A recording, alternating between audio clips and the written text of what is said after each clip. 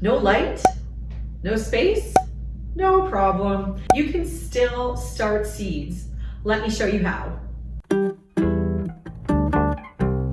Hi, I'm Kristen with Shifting Roots, and I help cold climate, short season gardeners grow vegetables and flowers with ease. Make sure to hit that subscribe and follow button for more cold climate gardening. You can also follow me on Instagram and Facebook, where I share exactly what I'm doing in my garden in real time.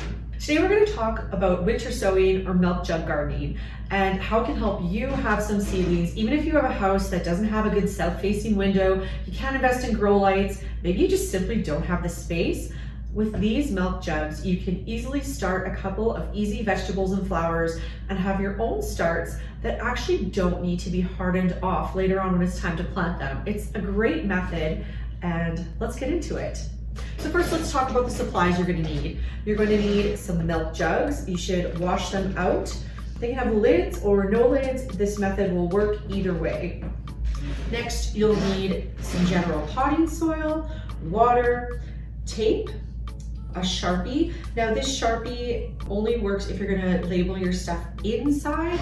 If you're labeling your containers on the outside, the Sharpie is actually going to erase. You need a garden marker. When I went to film this video, I could not find my garden marker, so Sharpie it is. Next, you'll need some tags, scissors, and your seeds. There's lots of different seeds that you can use with this method, but there's also some that you shouldn't. So as I'm talking, I just have a bunch of the seeds that I am starting this year with this method. Some of these vegetables include spinach, arugula, any Asian greens. You can try broccoli, cauliflower. I'm gonna even try cabbage this year and see if it works. It should in theory. You can do flowers such as nasturtiums, calendula, zinnias, and cosmos. Some things that won't work are heat-loving vegetables like tomatoes, cucumbers, peppers. Anything that's heat-loving and has a long date to maturity is not a good pick for winter sowing. We're gonna get our milk jug here and our pair of scissors, and we're gonna make a cut. I usually cut mine at about this point in the jar. You can go all the way up to here if you really like. It doesn't matter as long as there's enough room for a bit of soil.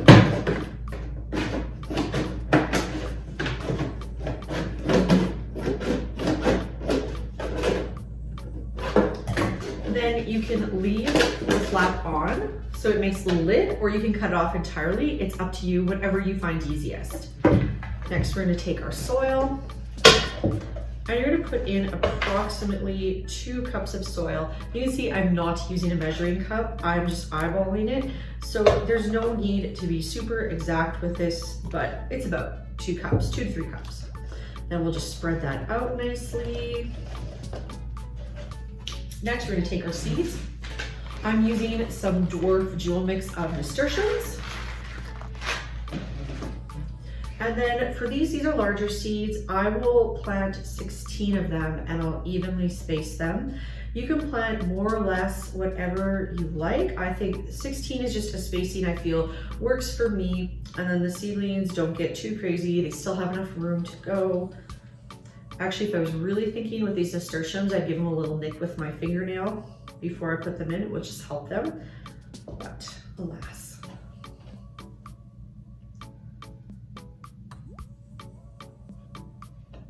Okay, now those are done. Put our seeds back. I'll take a little bit more potting soil.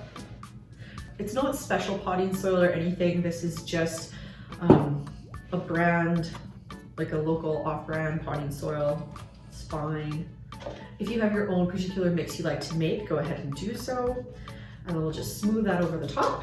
And then finally, you'll take that same cup and you can put in anywhere from about a ½ cup to 3/4 cup water. Maybe I'm even doing more.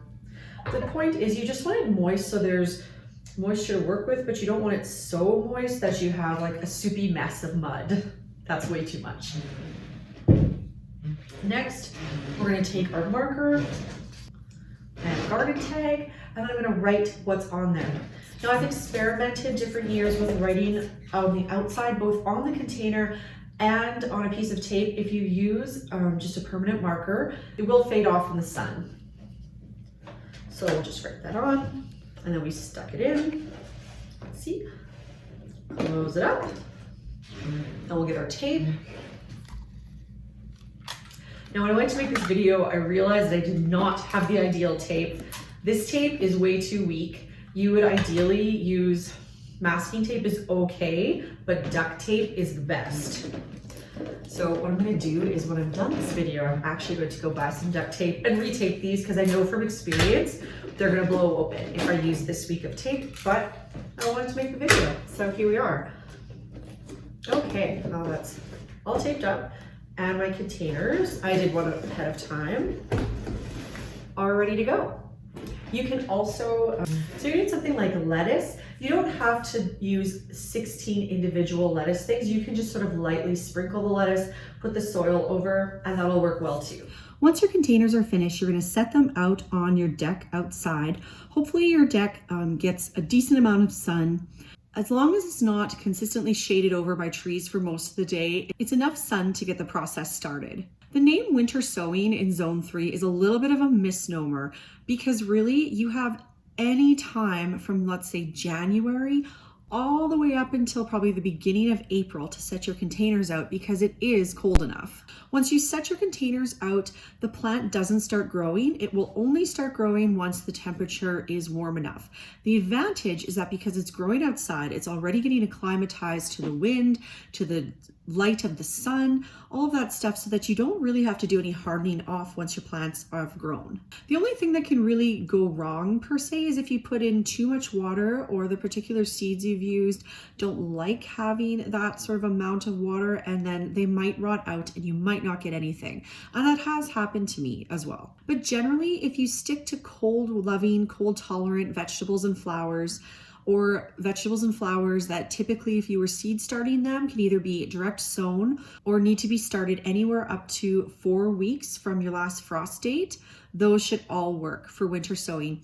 In my blog post, I have a more extensive list of all the vegetables and flowers that I know work, as well I have more extensive directions in another blog post. So I'll put the link for both of those in the bottom.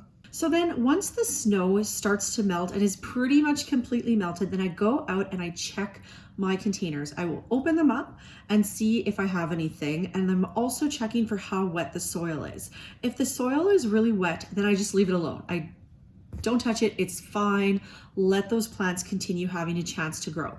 If my soil is bone dry or if it doesn't have a lot of moisture in it, then I want to start bringing water out there and checking them every single day. Now, I've had a couple of different experiences. The first time I tried winter sowing, I was actually the most successful because my containers had a lot of moisture. Now, they actually had so much they were getting a little bit of a green moss on them, but I also got the most seedlings that I did in all of my years of trying this experiment.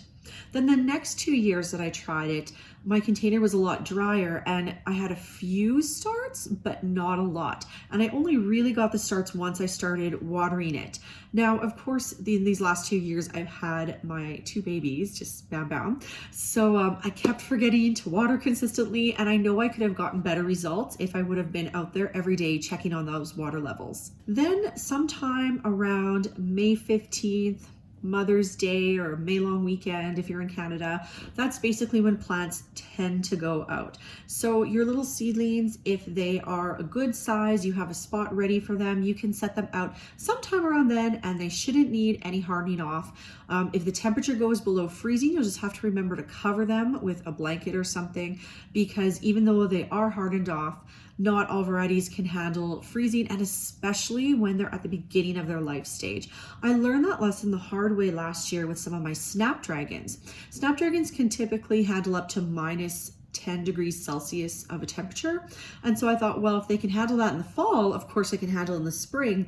But I found that any of my snapdragons that weren't like about 6 inches or larger, they died when it got too cold, even though snapdragons can typically handle the cold.